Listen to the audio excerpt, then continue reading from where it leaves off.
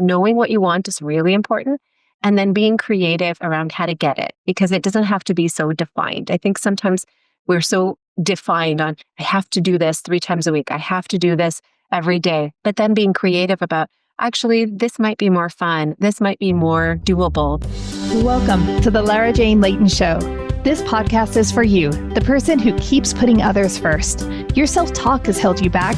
You no longer need to take a second seat. Let's explore ways to overcome self-doubt. You can silence that inner bully voice and achieve your full potential. Here's your host, Lara Jane.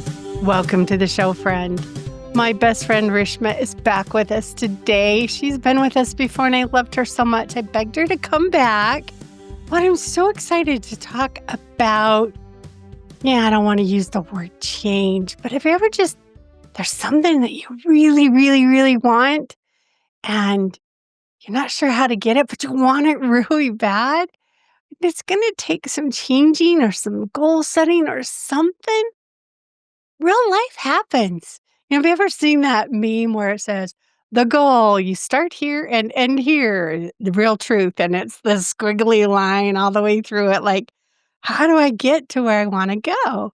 So we have Rishma here with us today, and she's going to help us, or at least talk to us about how to become that person we really want to be when real life is really happening. But before we get started, we're going to get a quick word from our sponsor.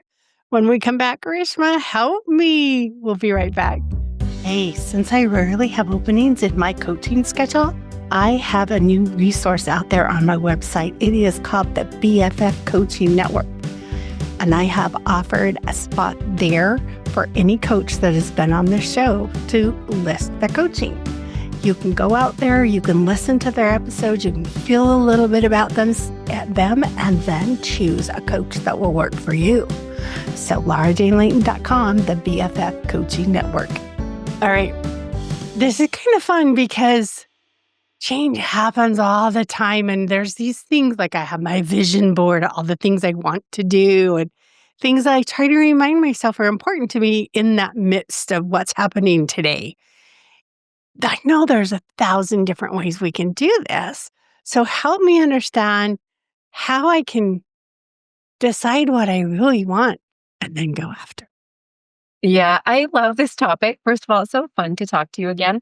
I love this topic because I was messaging my friend the other day. She said, how's it going? And I said, life is lifing because a whole bunch of things had happened. My husband had hurt his back. My kids were sick and life just happens. And then we sort of try to manage our day-to-day lives. And then we sort of lose track of, every day just kind of happens. And then you wake up and you're like, oh, this month is over already. And the year is over already. And then you sort of start to wonder, okay, how do I fit in all of the things I want? Or for some people, how do I even figure out what I want? I know a lot of people where we're so busy taking care of other people, or we're busy meeting deadlines, or we're busy doing other things. And then we kind of forget to say, okay, what is it that I really want? And if I know what I want, how do I actually get it in the midst of real life? And this is sort of a topic that I really love thinking about because I hear so much about efficiency, right? Like you have to be more efficient, you have to work harder. And that's a very true in some circumstances, right? Of course, we have to make good use of our time, but also life is messy and efficiency and productivity is not going to solve all of our problems. It's not going to solve the problem of feeling emotional about, something that happened in your family. It's not going to solve the problem of what you said, change, which happens to a lot of people, but especially to women, right? We go through these changes, hormonal changes at the beginning of our lives, hormonal changes towards menopause. There's all of these changes that we're not really in control of and that we don't always ask for. And sometimes it's change that we choose, right? We choose to move cities. We choose to, break up in a relationship or starting a new relationship. There's all these changes that happen, whether internal or external. And there isn't really any conversation around how do we move forward from all of that change and how do we still keep our eye on the things that we want, or what we don't always want to discuss is what do we need, you know? Besides the extra $1,000,000. An extra $1,000,000, an extra, vat of energy, a good health, extra time, all of these things that we want but can't always get access to. And we have access to, but we don't know the path. They are like the law of attraction or all these other things. They say it's always going to be there, but it's not always my timing. So, how do we deal with, I'm going to say, keeping our eye on the prize? Is what do I really want that and keep going for it? Because if I lose sight of it, everyday life's going to knock me off course and I might forget where I was going. Yeah, absolutely. I usually start, I have a whole process that I work through. So I usually start with, I call it visioning, but it's not the same as a vision board. So I know a lot of people have done vision boards. I've done them too. There's great evidence to show that they actually are helpful to sort of get your mind in the right spot and to sort of look for opportunities and things like that. It's also fun to make a vision board and sort of dream and put things, on paper, draw it out, cut out things from magazines. I think the hard thing that I find with vision boards, at least personally, is that oftentimes they don't tell me what to do. I can have a nice, beautiful picture on there. And then I'm like, what do I do with this? Do I just wait for it to materialize or do I actually make a choice? Does that mean I should take this job or move to this city just because it's on my vision board? I can't tell always. It's not a straight line. And the other thing that I have a hard time with in vision boards is, especially at this point in my life, there are some things that are tangible and some things that are not tangible. So I think when I was a lot younger, a lot of my vision board were more tangible. I wanted to have a home. I wanted to, have a family. I wanted to have a certain job. And now a lot of the things that are on my vision board are I want to have deeper connections with my family. I want to reconnect with some of my friends. There's things that are not as tangible and I find them harder to put on a vision board. So when I do visioning, usually I talk about what are the things that I want in my life that are more around the kind of life that I want to live, the characteristics I want to portray, the kind of person I want to be, and the things, whether tangible or intangible, because there's always tangible things and there's always intangible things. What are all of those things that I want? And I sort of make it like a dreaming board where I talk about very abstract things because oftentimes when we do these goal setting type exercises, it becomes a to do list, right? I want to be healthy. I have to go to the gym 4 times a week. I have to, and it becomes, and then I look at it and I'm like overwhelmed because everything is on this. I have to check box everything. Whereas when I do a visioning exercise, it's more around the kind of life I want to live. So let me give you an example. I talked about going to the gym, right? I want to be healthy. That means I have to go to the gym 4 times a week. This doesn't work for me because real life happens. I don't always end up at the gym. I can't find the motivation to go to the gym. But if I talk about in my visioning, I want to travel and I want to be able to carry my suitcase. This is something that's really important to me because my parents, as they get older, they make comments, we worked so hard and now we're retired and we don't have the strength to carry our suitcase. And so in my mind, that's very clear, although not tangible, but it's clear in my mind. I want to be able to carry my suitcase and travel around the world when I am, older, even now. And so that goes onto my vision board. And then eventually I start to figure out how to make that happen. But that image, that description of the kind of life I want to live is much more clear and I can hold on to it a little bit stronger than I could if I just say I want to be healthy.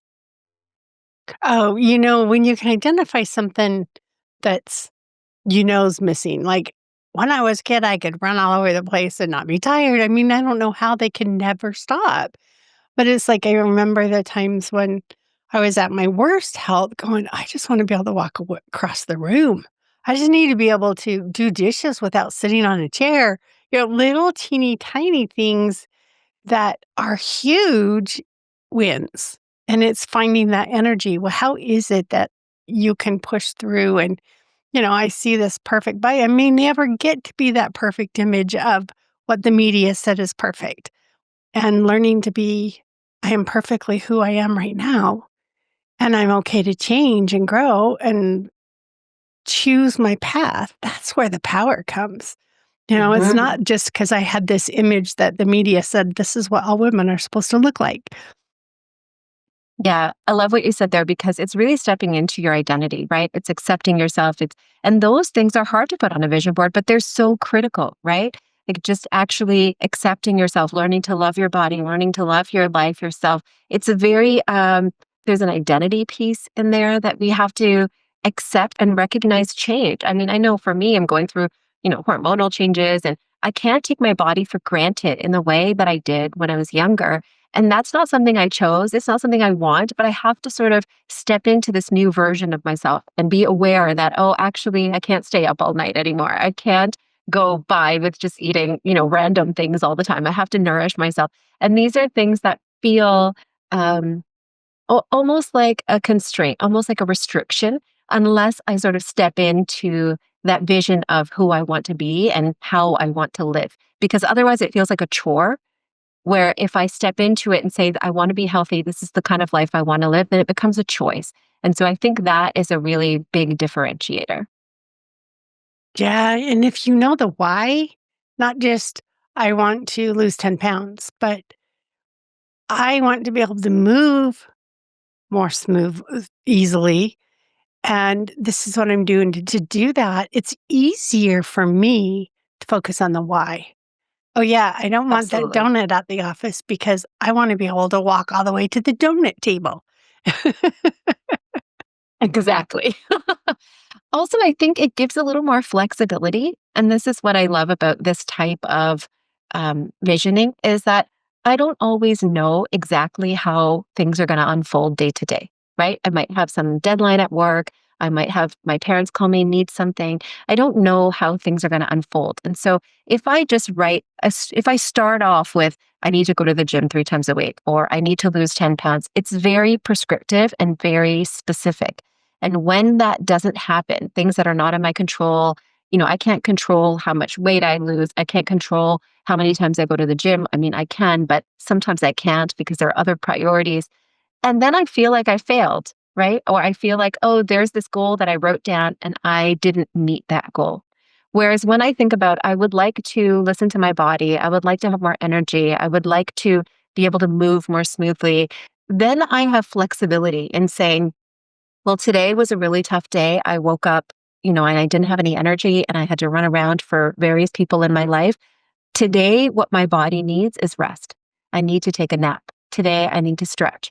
And that feels like a win instead of, oh, I didn't go to the gym today. So there's flexibility in how I achieve my goals versus feeling like I've always failed. Yeah, I love it. I have an episode out there about having a backup plan. When you can't get to the gym, what is your bare minimum that you can still feel like you did it? And I think this Mhm. is in that exact same line. It's like, didn't have to go to the gym. I can choose to do X in its place and still feel like I've met today's expectations of myself. Yeah. And there's that fine line, right? How much do you push yourself to get your goals and how much do you give yourself grace to recognize that real life happens? I also feel like we tend to live by, I talk about decision making a lot. And so there are making metrics. People say, okay, this is how you should make your decision. There's logic, there's emotion. I talk a lot about emotion because I feel like that's really important in decision making. Most people don't talk a lot about that. But also, there's this word called should. And we tend to make our decisions based on the word should more often than we realize. I know I almost feel like that's part of my vernacular in my brain. I should do this. I should go to the gym. I should call this person. And it's almost the worst decision making metric because we do it out of obligation. And then we look back and say, oh, I wish I didn't do that. Or, oh, that was not happy for me, or whatever the case may be. And we also put it on ourselves. So sometimes the should is for other people or society or expectations. I should be a certain way. I should act a certain way. And sometimes it's for ourselves. Oh, I should be going to the gym. I should be eating well. And maybe there are some things that your body needs, but using that word should really impacts not only how we make our decisions, but how satisfied we are at the end of our goals, right? Like you can achieve a goal and then be unhappy with it at the end of the day. What's the point of that, right? We want to be able to feel successful and feel peace. And I think we often overestimate how much success feels like winning, and we underestimate how much it feels like peace. Mm. We think that, oh, I'm successful because I won. But actually, I think we can be successful if we feel at peace with our life, with our decisions, with our day to day. And you're talking about the should word, and I'm thinking, who said? Why not ask?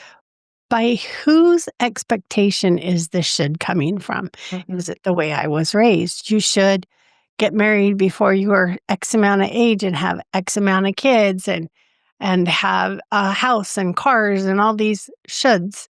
And what if that just doesn't feel right to me? And it's like, I'm going to choose. I should let myself have peace. And what are those things that are going to make that? And quit using other people's measuring stick for what you should be doing.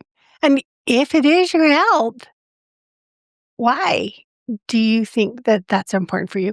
I want to be able to move. I want to be able to do stuff. That's a great reason.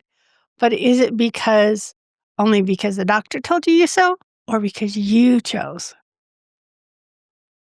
Yeah, it's really internalizing what you want and why you want it, and thinking back to visioning and figuring out what you want. Sometimes we don't know because we're so busy taking care of others.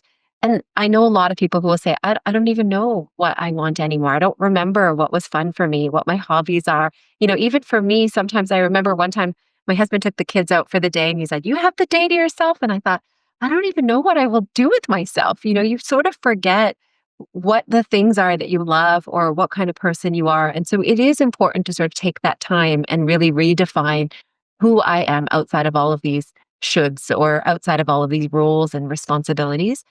I also feel like when you are doing all of that, it needs to be there needs to be a combination between what you want and what your immediate people need.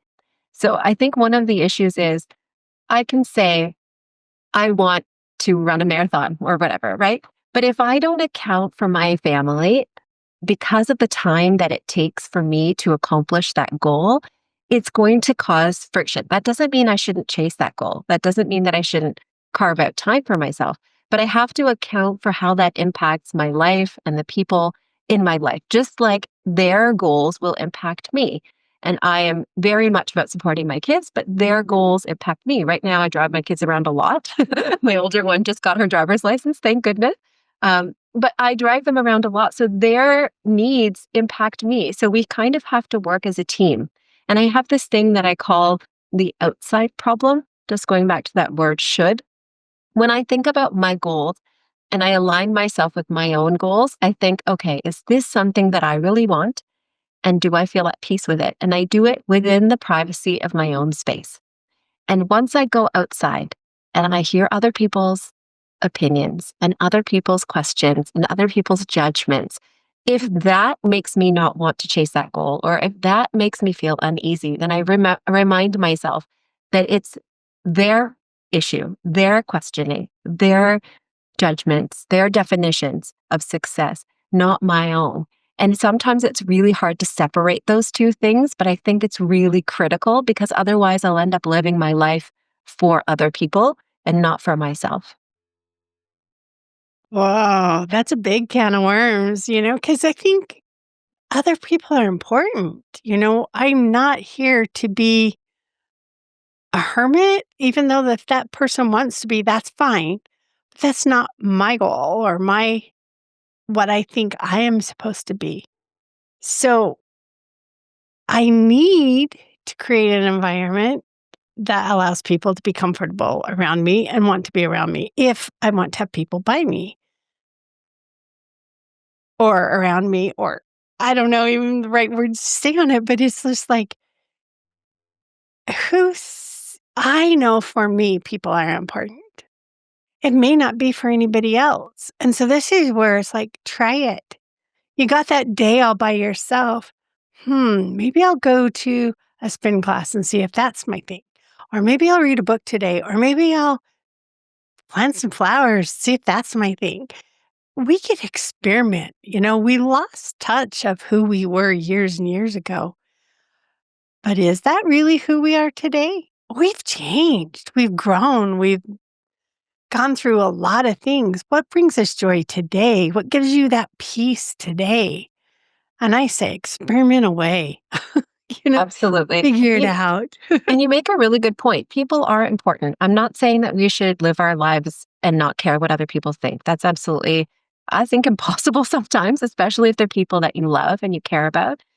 I do think, though, if we don't think about what we want outside of other people's expectations or judgments or needs, then we end up losing that part of us, right? Like I might want to do certain things in my life, but realize that it's not possible in this moment because I don't have enough bandwidth. I don't have enough time as I am also living within my family needs.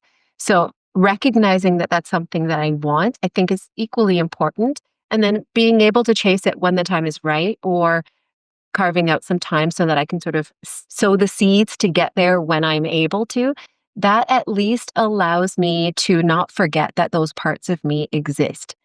And then when I go, when I'm deciding what I want and then I go out into the world and people judge and people have questions, I can decide if those people are people that I want to talk to about this. Do I want to ease their concerns? Do I want to work with them and sort of change my timelines? This is a choice then that can be made. But if I just go based on what they want, then I almost forget what I want and we lose parts of ourselves along the way.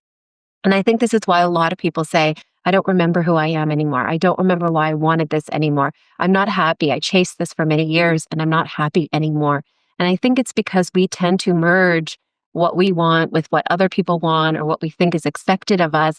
And we sort of forget to delineate what are the parts of us that make us proud of ourselves and make us peaceful and happy with our lives. And you're talking through that, and I'm thinking, I remember, as a kid, setting that I want to be a doctor, fireman, policeman, I don't care what it is. We had something that sparked some interest in us. And it may not be the actual job itself, but something about that person inspired us. And you want to be inspirational in some sense of a way. And being able to look at it as the reason I think I want to be a police officer is because X. Can I do that another way? Is this the only path to have what it is behind that? And really look at your options because I don't know how many people are raised like I was, but I didn't feel like there was a lot of options. You had this many kids. You did this on Sundays, you did this on Saturdays, you did this on Mondays, you did this. You kind of had this routine implanted in our brains. And to be successful, you create that routine. But who says that's what success is? What if you're not peaceful? What if it just doesn't feel right to be going, pretend like it was the policeman and you're out there uh, driving around all day and you go, this isn't what I meant by making a difference. Yeah. And It's it's never interesting. too late. Go ahead. It's never too late. It's interesting that you say that. I remember I wanted to be a dancer when I was a kid. I was watching TV and I saw these dancers on TV, and I remember thinking, "That's what I want to do." I mean, I'm not a great dancer, so I don't think my chances were really, really that high. But also, there was no way that I was going to be able to be a dancer in my family. Right? My family was very much about, earning, making yourself successful. Mainly because we were immigrants and my parents had nothing, and they wanted me to have a secure living, a secure job, safety. I understand all of that. I understand their perspective. And at that time, I mean, I wasn't a great dancer, so it wasn't a very big difference. But it was such a big part of me. I really wanted to have dance in my life. And even now, when I look back on it, I think, oh, actually, maybe that didn't need to be my career, but I love to move. I love to listen to music. And so there are so many different ways I've incorporated that into my life in order to have that peace, that connection, that feeling of this part of me is important still. I've taken dance classes. I took guitar lessons for a while. We dance around the kitchen. I always have music playing when I'm cooking. The kids will dance with me. And so it didn't need to look the way that I thought it was going to look, but it's still part of my life. And that's something that I had to remind myself to bring back into life because it was such a big part of who I am and such a big part of the things in life that bring me joy. And when you can just find one Mhm. thing, oh, that made me happy. Write it down. Remember it. Put it in front of yourself. Remind yourself to do it again. And maybe after 30,000 times you don't want to do it ever again. That's okay. It's what makes you feel joy today. It might be something that was yesterday. It might be something brand new. It's it's experimentation. It's allowing yourself to step on each of those stepping stones and know you're making progress. You're not Mhm. stuck just because you tried something and it didn't quite feel right. That doesn't mean you're back at square one. You're two steps farther along to Yeah. find what makes you happy. And also realizing that we can be creative about how we incorporate these things into life because, as we talked about, real life happens. And so, when real life happens, how do we accommodate for the things that we want in real life? Like, this is one of the pet peeves that I have where people say, oh, everyone has 24 hours in a day. You just have to be more efficient. You just have to work harder, wake up earlier. And it's not that easy when real life happens. And so, the way that I get around it is I think, okay, how can I be creative, recognizing that these are my what I call constraints. In real life, it takes me this long to drive my kids. In real life, this is how much energy I have after a night's sleep. In real life, these are my responsibilities.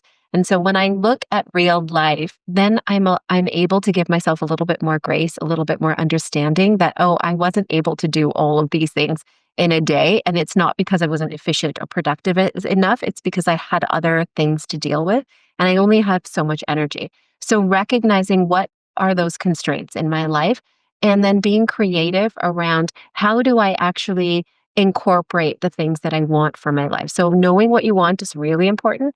And then being creative around how to get it because it doesn't have to be so defined. I think sometimes we're so defined on, I have to do this 3 times a week. I have to do this every day. But then being creative about actually, this might be more fun. This might be more doable. This might be a different way of bringing that piece into my life that's important to me. So that creativity is a good way of balancing real life. Yeah, I like that because that creativity, it's like we get to paint our own picture. We get to create it however we want.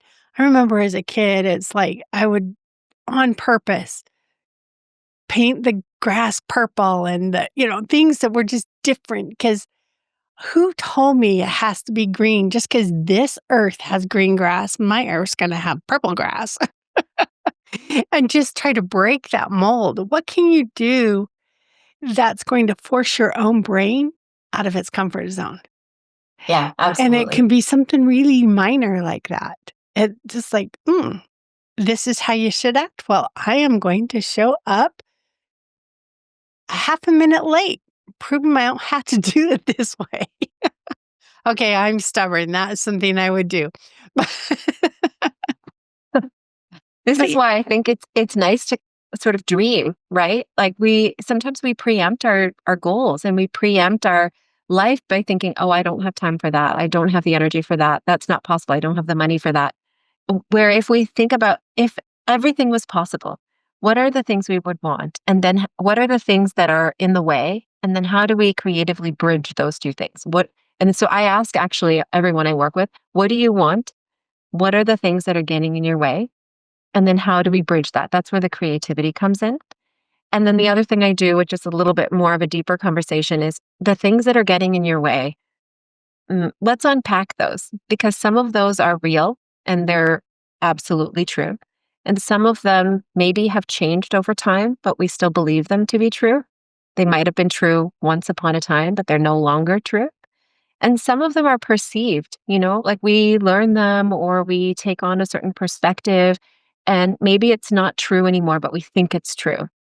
So for me, for example, I always felt like, oh, I'm too tired. I've so much going on. I'm too tired. I don't sleep well. And I think, oh, actually, that's not really true.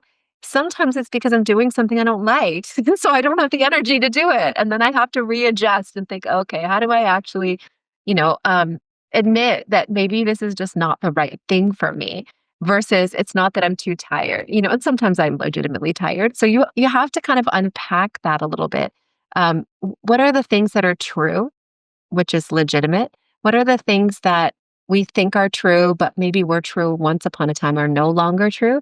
And then what are the things that we think are true, but actually aren't? Okay.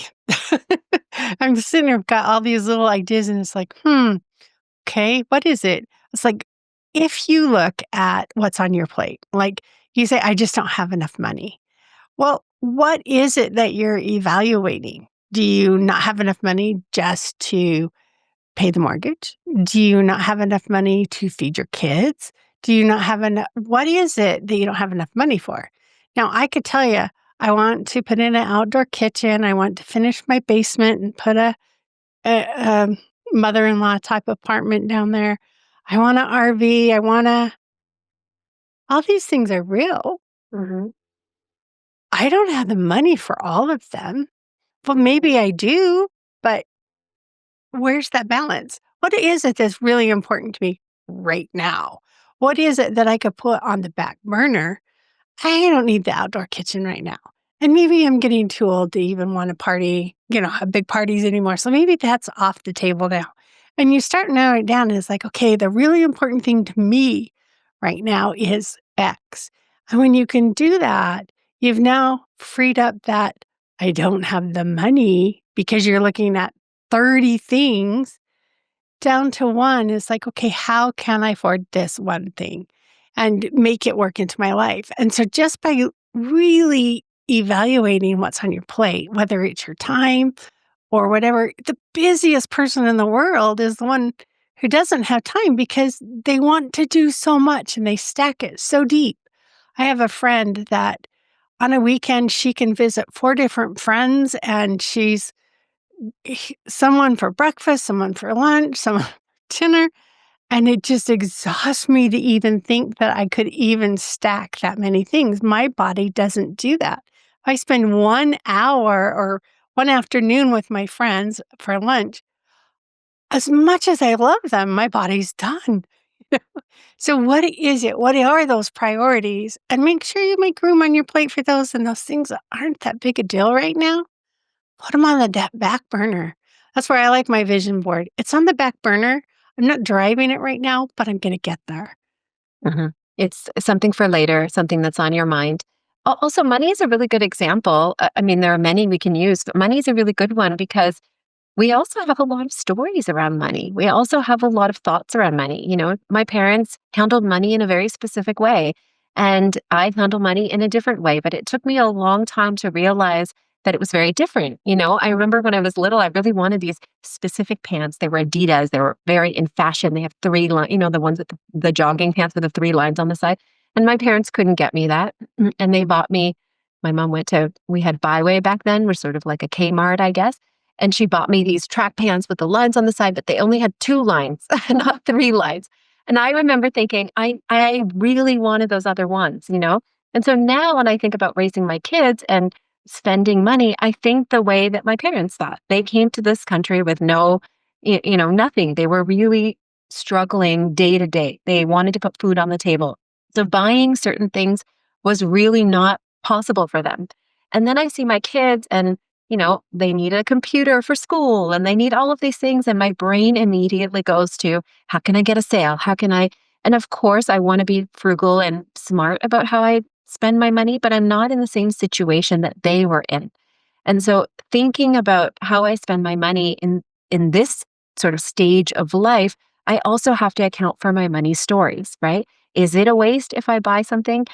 Or am I saving time? Because for me, time right now is really valuable.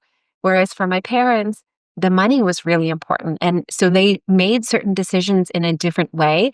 And I learned how to spend money from them. As I get older, I'm starting to realize, oh, I can spend in different areas and be frugal in different areas because I am trying to save time and energy. And my kids are going to grow up in a very different way. So these stories that come along with the reality, some of it is true. I don't have enough money to do all of the 30 things on my list. But also I think about money in a certain way that might not be necessarily true for me in this moment. Yeah, I really like it with money too, because you run out. Yes, it's But very but real. but you run out of this bucket. You know, my husband's really good at always telling me I don't have money. I know what's in his checking account. I know what's over there. Like, you just don't have the priority to spend it on this right now. And it's like when you can sit back and go, oh, I do have the money, you have more of a growth mindset. I'm just choosing to spend it on other things right now so that I still have this ability to have an emergency and have some midlife crisis where I can take care of it without it's just really looking at that priority and what's really important to you right now. And have you ever gone, well, I'm trying to think of what we call them, Sizzlers or banquet boutique. I can't even say the word. Um, but all you can eat places, Yeah, like you a know? buffet. Yeah, buffets. There, thank you. But you take your plate and you can't take it all at once. You got to choose. What is it that I want to fill my stomach with first? You know, Mhm. and you make that choice, and then you get to choose to go back. But if you fill it with the crap, you're not going to get that really good prime rib that they had over there, or whatever. Whether you're vegetarian, that really great salad. Um, but it's that thing. Go for what you really want first. Because you may not have the appetite for it after you've consumed something else. And it's not just food, it's our daily lives. And it's choosing, hmm, what do I really want to do today? And one thing, what is it, City Slickers? What's that one thing? And it's different for all of us. And that's what makes us fun. That's what Mhm. makes it fun to have people because we're all going after different things. And it's not scarce. It's like when I get mine, you don't get one because it's the only one in the world. We all can have what we want and we desire. We just have to stay on the path. And how much is enough too? Buffet is a great example because sometimes we just eat it because it's there and because we can and we don't pay extra for it. And then you realize, oh, I feel gross afterwards. I ate way too much and now I have to roll myself out of the restaurant. That can apply in many things in life. Like, how much is enough? Do I have to be every single place at every single time and every single moment? Recognizing this is something that I usually have people to ask themselves, like, what is my capacity?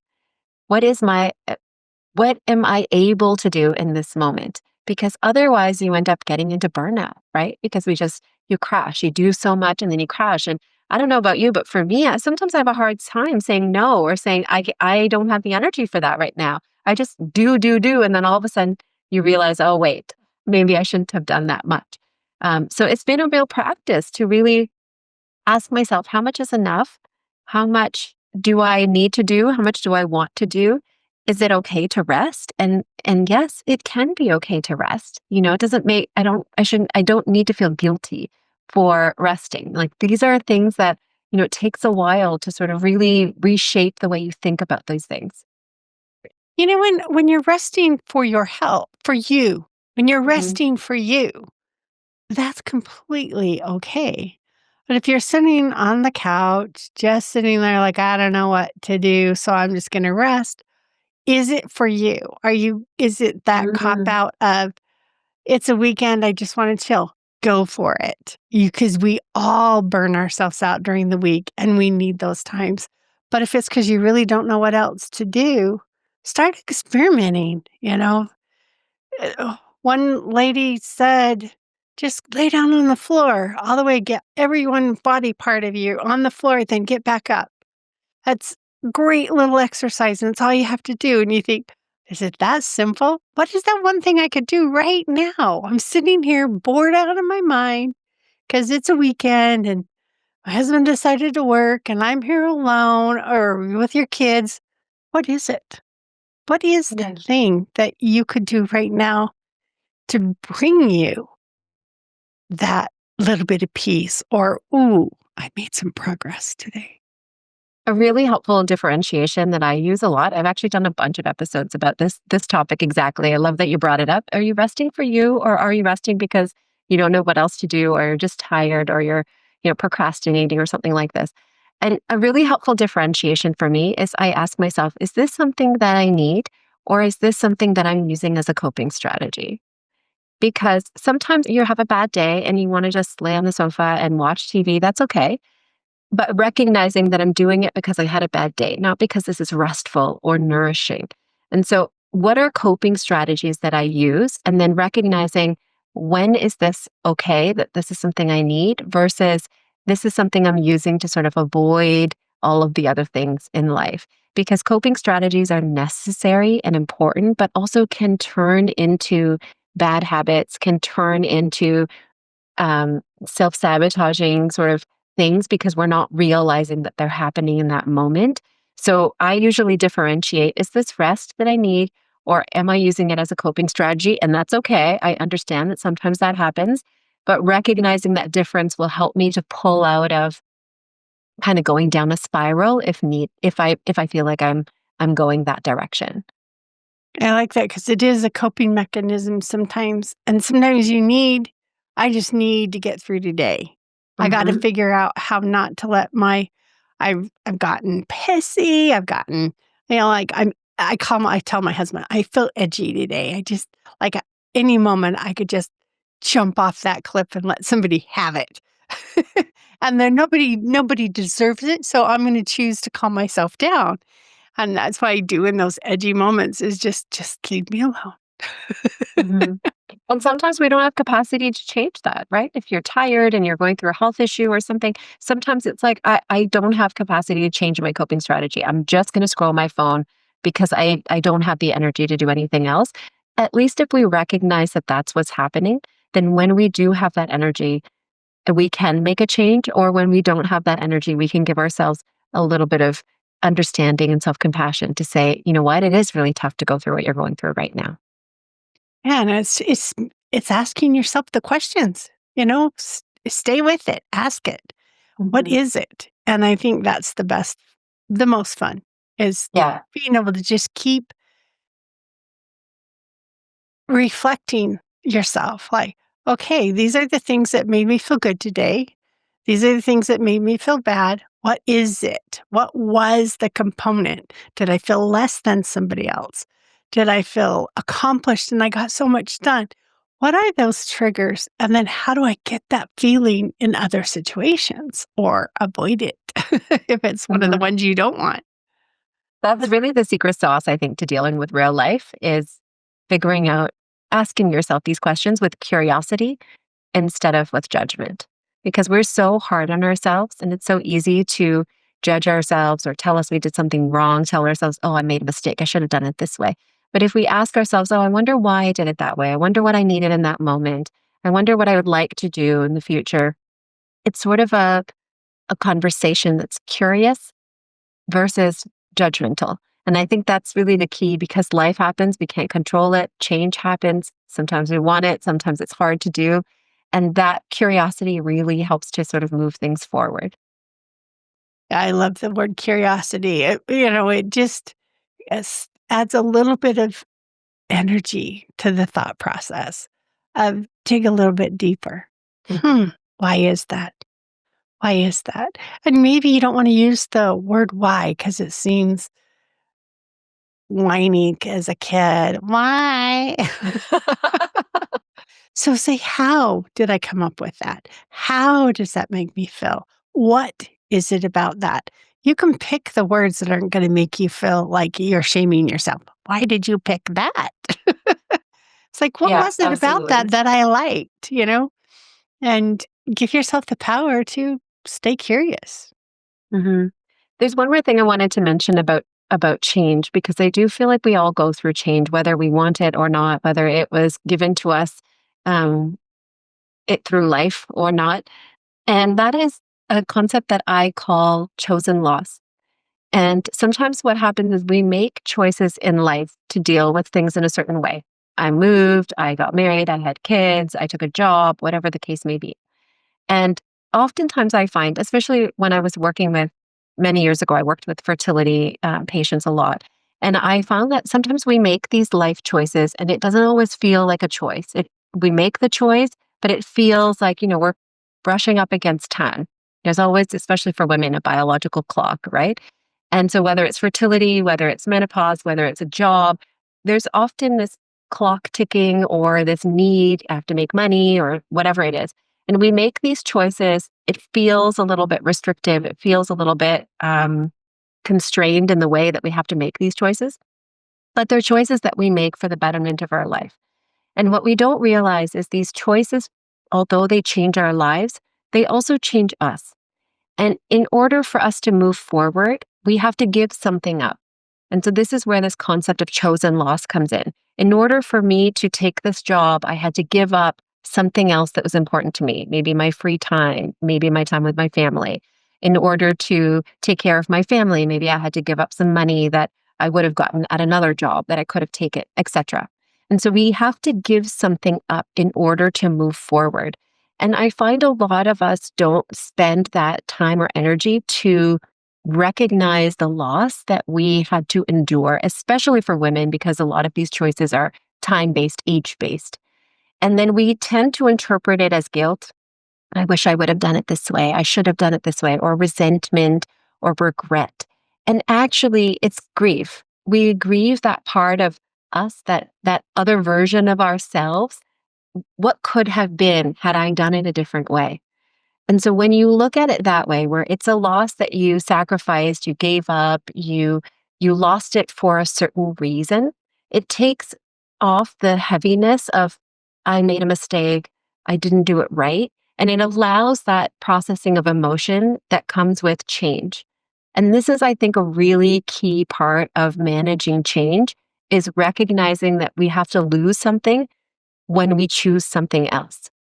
And that's a concept I think that we don't talk about enough because oftentimes it's framed as guilt, regret, resentment, judgment, when really it's just loss. Yeah, I'm thinking about that. It's like, what is it that I have to give up to do X? Or, sometimes it's we're choosing. I was like, Hmm. yeah, I it, our children grow, our children progress.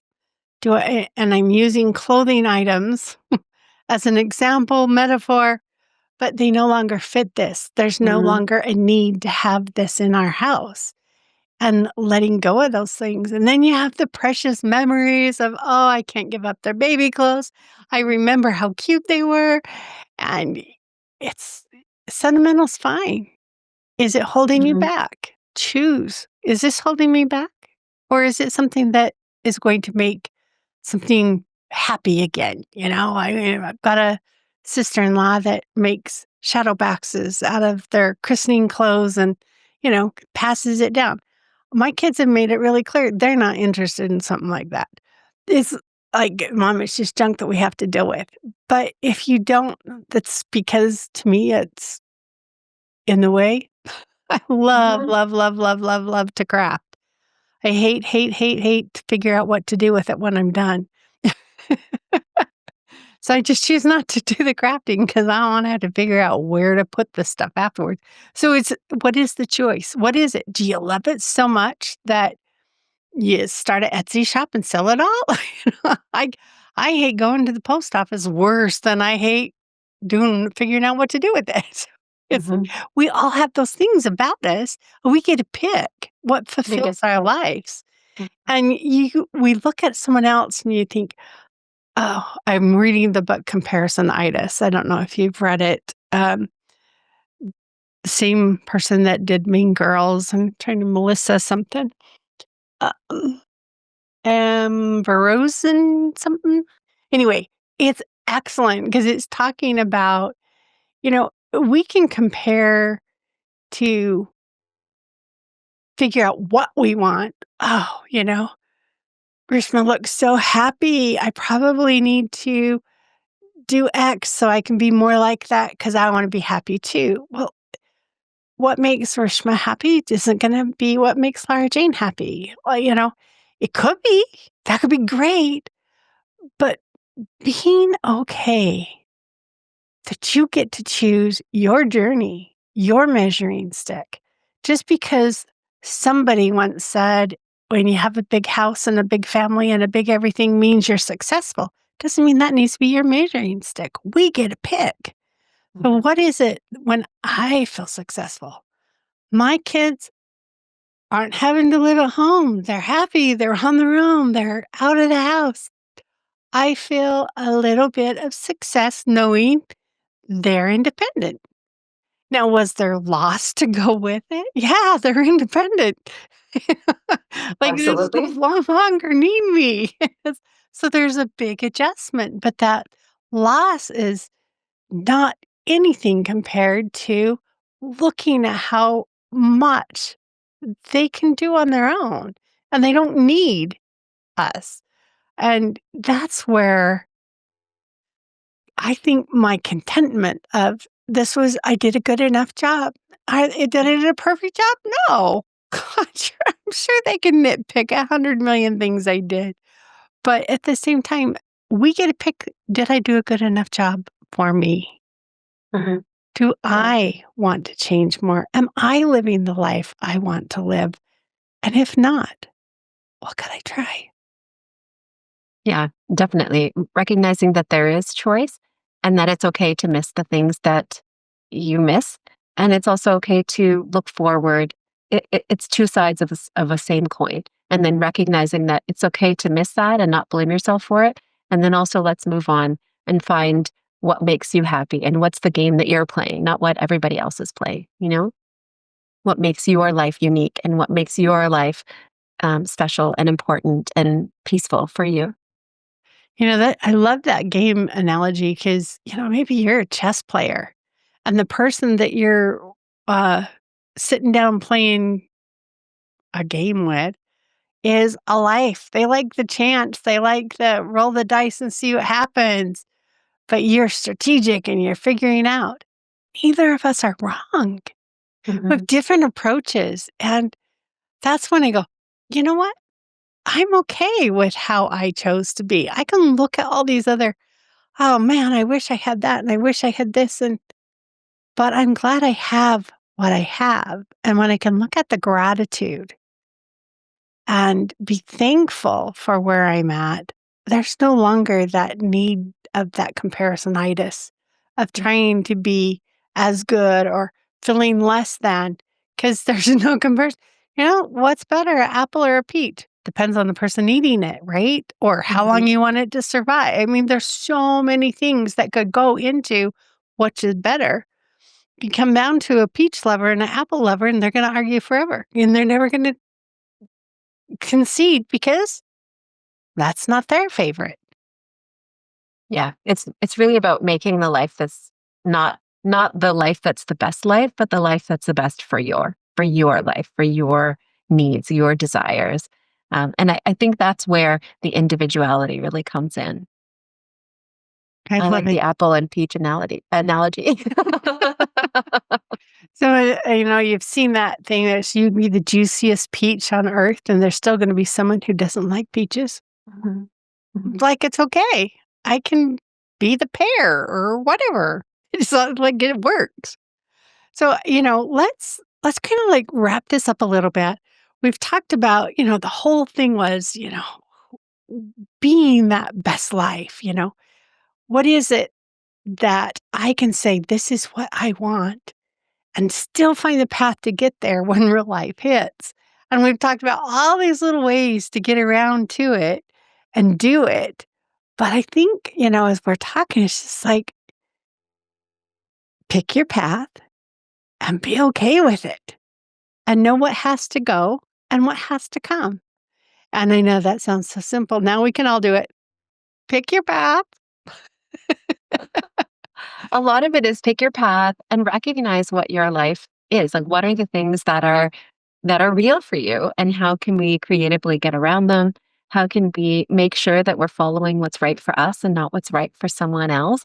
And that it takes time and it takes work, but it also really brings so much joy because you realize that you're living for yourself and not for everyone else. And then you can choose who gets into your inner circle, who can influence the way that your life unfolds versus maybe the people that you don't want to have as much influence, like the person who bullied you when you were little. You don't really want them to have an influence anymore. on the way you think or the way your confidence is, these kinds of things. So that choice piece, I think, is really, really important. Just be able to choose what's important to you, choose how you keep that on your plate, and choose what needs to go. And then you will have the time and the money to do the things that are your highest priority. Doesn't that sound refreshing? It sounds much easier than it is, but it definitely, when you can do it and when you focus on it, it definitely makes life a lot better. And I actually feel like it makes it simpler because you let go of all of the things that otherwise kind of cloud your mind and cloud your time. It just makes things a lot more focused and simplifies things. Even though life is messy and very complicated at times, it simplifies where you're headed, which I find is really helpful.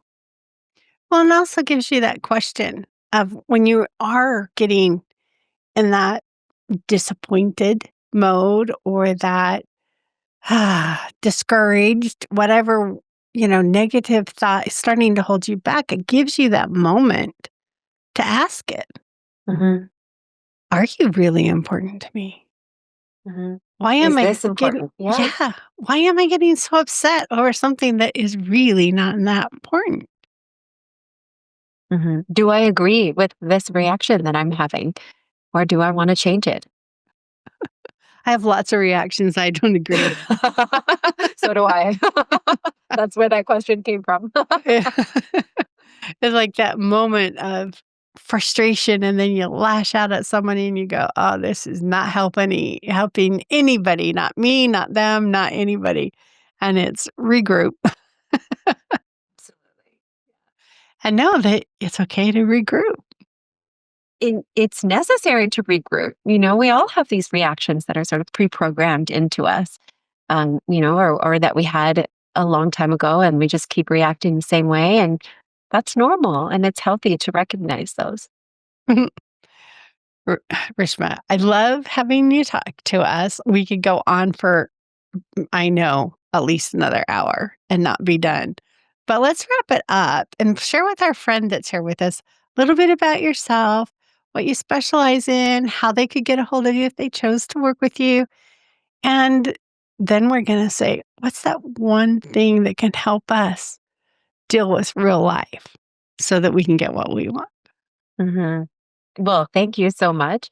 Um, I mean, my background is in healthcare, but I definitely now I'm very interested in intentional living. That's sort of where I spend all of my time now is how can we be intentional about our time, our health, um, our vision, our needs, our goals, these kinds of things. The best place to reach me is on my website, livingxo.com. You can reach out through email.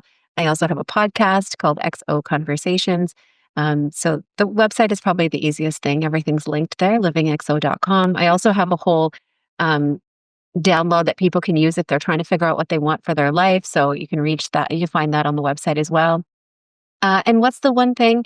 I think just recognizing the complexity of life. I think that's the biggest piece. We're often so busy trying to manage all of the different things in life, but recognizing that life is complicated and that what are the things that are important to us? What are our priorities? What are the things we can let go of? Just sort of really laying it on the table honestly, openly with that curiosity. I think that is a really important part of getting what we want when real life happens.